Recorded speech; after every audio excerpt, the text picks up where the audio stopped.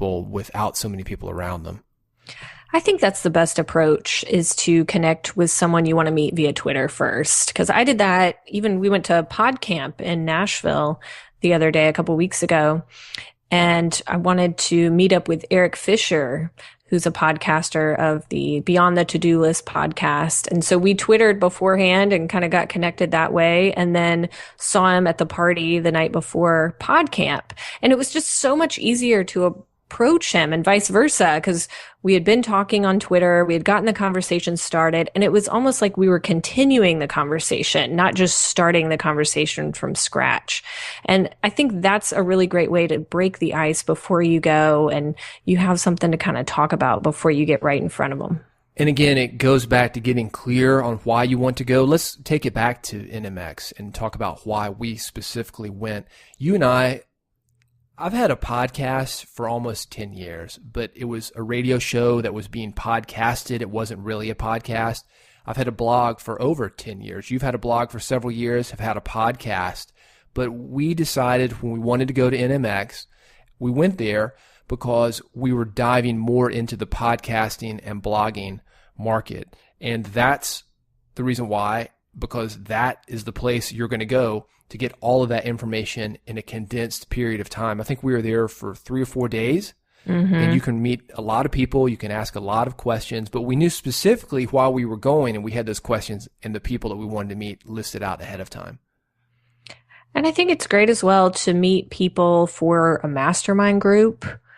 And I mean, that's really helpful. I had already started a mastermind group with guys from across the country when you and I went to NMX, David. And so it gave me a chance to meet some of these people in person, which was great. But also we looked, both the guy in my mastermind group and I looked for other people to add to the mastermind group. I think that's a great opportunity to expand on something like that. I know you attended the Magic Show when you were in the clothing business, and people in the clothing business, they'll know what the Magic Show is.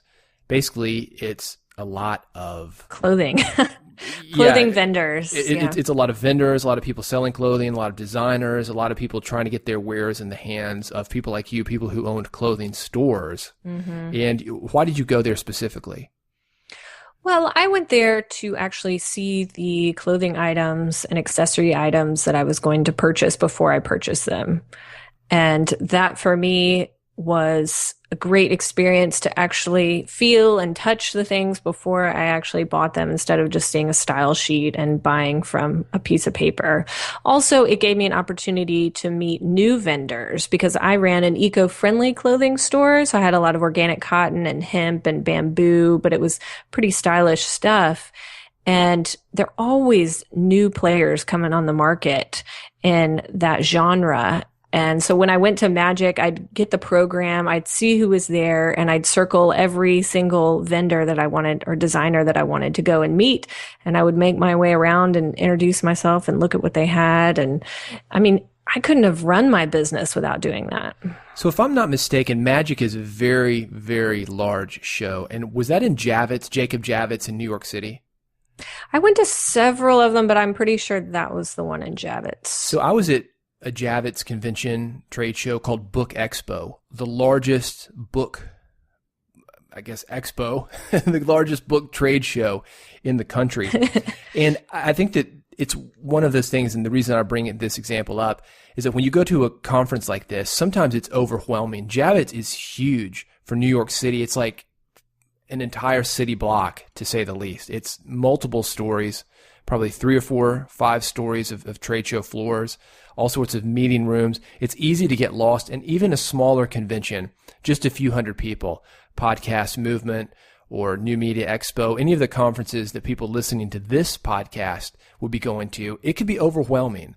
So I think all the things that we're talking about research and knowing why you're going, that's going to make sure that you stay on track. Otherwise, you just show up and there's thousands and thousands of other people sometimes there trying to fight for the same people, trying to get their information. You've got to compete with those folks. And after 3 or 4 days, it can be really, really exhausting. So you've got to keep your eyes focused on that goal to make sure that you walk out of there after those 3 or 4 days are over, making sure you're walking home with the information that you wanted, so it's a valuable experience for you. That's the thing, especially for me, is I know you are as well, David, but we're both introverts. And going to a convention or a trade show or something like that, it's a challenge.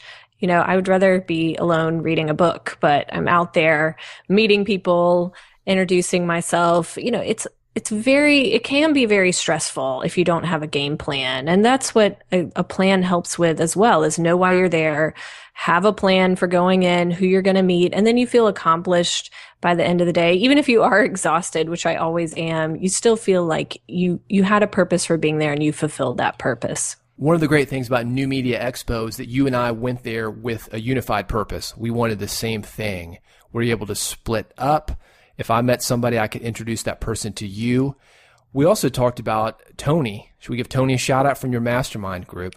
Connected with him as well, so he could get in there with us and we could all look for the same thing, all introduce people to each other and spread out. I think that's really, really helpful, not only just from spreading out, but also from coming together at the end of the day and having a debriefing and just getting re-energized on why you're there, because it can get exhausting.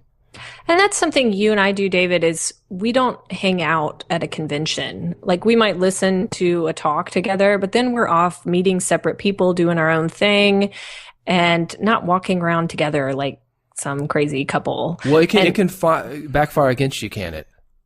What do you mean? Well, if you go as a couple, it can backfire against you, can it? Because you're hanging out together, and because you've got somebody there, you're not as inclined maybe to walk up to somebody that you don't know. Mm-hmm. Well, you get comfortable if you're there specifically, with somebody or with your partner, if you're there and you don't want to branch out, because it's uncomfortable to meet people and do what you actually have to do. It's very uncomfortable. And that's why you see so many people with iPhones, heads down in the iPhone, texting, talking to people. Don't do that. If you want to meet people, you have to be approachable. And you're not there so you can tell your Twitter buddies back home. You're there because you want to meet people in person. So if you want to do that, if you can go with somebody, and if somebody's not there, it's good to meet people. And if you can do it earlier, you can have that person with you the whole time to help you out, and you can do what I call the awesome three. I don't know where I got this idea. Somebody told it to me. But what you do is you go in there with a pact, like you, me, Tony, let's say. We all go in there with the unified game, the unified questions that we want to ask. And when we meet somebody, say, oh, do you know Laurel? She's great. She'd be perfect for your podcast. And you're doing the same for me. Yeah, I think it's just good, whatever you do, to have a plan. If you're there with somebody, spread out, meet your own people, and then at the end of the day, come back to the person you came with and discuss the results. I think it's worth saying that you need to go prepared with promotional materials, whatever that is. I'm not going to cart around hundreds and hundreds of books, even at a trade show for books like Book Expo. But what I will do as far as promo materials is have cards, business cards, possibly a postcard with me so I can get in touch with people and contact them later. People are busy at a trade show and they don't want to read your book there. They don't want to hear your podcast. Don't be walking around with an iPod with headphones and, hey, listen to this. They don't care. Get their card, follow up with them. So it's important to have those cards so they can follow up with you. I agree. I think having a business card, you can't go to a conference without a business card. You know, Laurel, sometimes when you go to a new media conference, though, you've got guys there and they'll say, oh, this is new media. Cards are old school. No, they're not. No, they are not. They're going to help you, and you want somebody, when they're emptying out their pockets at the end of the day, to remember you. So absolutely go print some cards. Where do we go to? Overnight prints? Is that what we like? Overnight prints. Yeah, you turned me on to them, and I think they've been just fantastic. You can get cards maybe, 200 or 300 at a time? Yeah. Any quantity. They're great. They look slick. Yeah, very, very nice. Overnight prints is a great place to do it. Laurel, we got some giveaways. Let's Speaking do it. of iPods that you shouldn't be shoving in people's face, we've got one to give away. Yeah, I'm excited. Again, our sponsor today is Podcast Movement, who we've been talking about all throughout the show, because that event is coming up August 16th through 17th in Dallas. So I'm going to let you pick the winner for our iPod, David. We got 3, Laurel. Not iPods, but I got a couple, we're going to lead up to the iPod. All right. First thing I'm going to give away, I got a book. It's called Money on the Table. It's one of the ones that I was going to Book Expo with. It's a fantastic book, and I've talked about it here before. I almost had Seth Godin do the foreword for it, or I thought I did. Then he turned me down. We're going to tell that story on a future episode of Red Podcast, but it's still a great book, and it talks about how to make more money doing what you're doing now, basically finding the hidden money in your business, little tweaks that you can make to bring more money home. And I've got an audiobook version of that for you, and that's going to go today to Matt Queen. Matt, congratulations. Matt, congratulations. That's a great book. It'll really help you no matter really where you are in your business. If you have a business, it's going to help you. I've read it. It's amazing. What's next? Next, I got a Blinkist subscription. We've talked about Blinkist on the show here before. Blinkist is great. It's a subscription service that you can use it on your iPad. That's how I use it. You can use it on the web as well.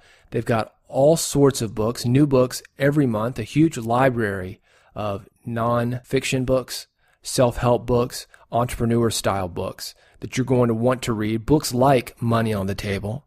They've got a list of books for entrepreneurs on there that's fantastic, and they have it organized by time, Laurel. So if you've got 10 to 12 minutes, they've got a book summary that can give you the big ideas. This thing is great. You could do one every day. At the end of the month, you more or less have read 30 books, or at least gotten their big ideas.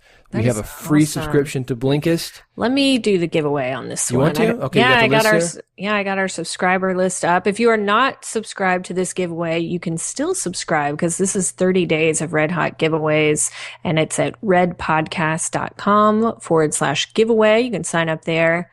So how about Jody Brown? Jody Brown, congratulations. We've got a Blinkist subscription for you. Very exciting. Enjoy. For Jody. And do go to redpodcast.com/giveaway because we've got some great stuff. Next episode, Laurel, Amazon TV. That's what we're giving away. Ooh, but today is the iPod. But today, in honor Grand of Podcast Prize. Movement, an iPod Nano. I love this thing. This is the one that I use. Yeah, and you use it a lot. You're at the gym every day. I'm at the gym. This thing's got a Bluetooth in it, and I use wireless headphones. So, you kind of look like some Star Trek character. Totally. Everybody's looking at me like I'm crazy, but I'm learning. You are. All right, I'll let you do the All right, this is an iPod Nano. Greg Kosis. I don't know how to remember that. We'll email him. Greg. Greg, I'm sorry. We keep butchering names here, but we will email you, Greg. Greg, we're going to get it to you. Kosis. I'm going with that. Sticking with it. Greg Kosis. You won the iPod. Congratulations. It's fantastic. You're going to love it. And we've got some cool stuff on it. So. Fantastic. How fun. All right. So, Laurel, we have talked about the before of what to do with a conference. We have not talked about the during a conference, how to make the most of it, and the after. That's going to come up on the next episode, which is Red 28, and that'll be released here shortly. Podcast Movement, thank you for your sponsorship. Podcastmovement.com. Red Podcast is our name. Real Entrepreneur Development is what it stands for, and we'll see you on the next episode. Thank you, Laurel. Thanks, David. You've been listening to Red Podcast, Real Entrepreneur Development. Subscribe today using iTunes, Stitcher, or via RSS at redpodcast.com.